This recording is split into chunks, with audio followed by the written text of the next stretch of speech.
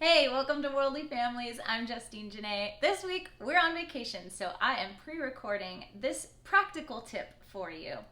It's called a turnaround tournament, and it has really helped our 6-year-old daughter mature. But guess what? It's also helped Kenny and I mature and evolve. So basically, the concept of a turnaround came from two extremely wise people, my mom and Phil Stutz. He is an elite coach, author of The Tools and several other best-selling books. So check him out if you like more of that kind of wisdom. I heard about it through Phil Stutz firsthand in a group coaching session when I was going through my 300-day Optimize Coach training. And separately, my mom started implementing a turnaround tournament with Autumn and the whole family.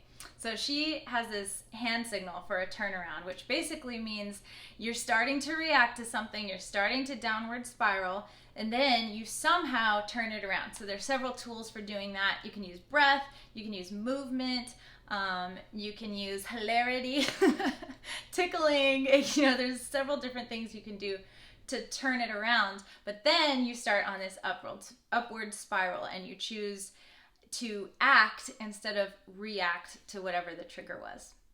So we've explained this concept to Autumn and we've started implementing it because she's very competitive. We kind of capitalize on that, and at dinner every night we go, okay, who had the most turnarounds?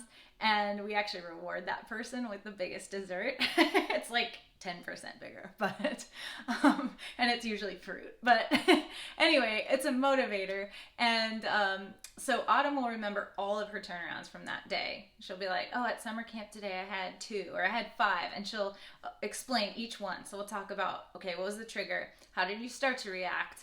Okay, and then how did you choose to act instead? And how did you feel after that?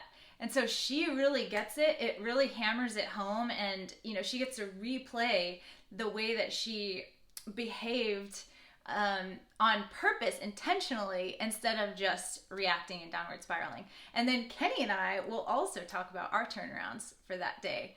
And typically we have 1 or 2 or none. And we just recently started saying, okay, now if you have no turnarounds because you didn't need any, then you get 2 points. So you can kind of evolve the game and make the rules more complicated or more customized as you go. And as everybody gets better and better at turnarounds. And now Autumn's had a few days where she didn't even need any turnarounds, which is super awesome. So there's a very practical tip for you, turnaround tournaments. Once you also start noticing your own turnarounds and remembering them so that you can recount them that night at dinner, you'll pay a lot more attention to those times when you do start to downward spiral, and then you can implement a breath break. You can get up and stretch, you can shake it off, and find a way that works for you to turn it around.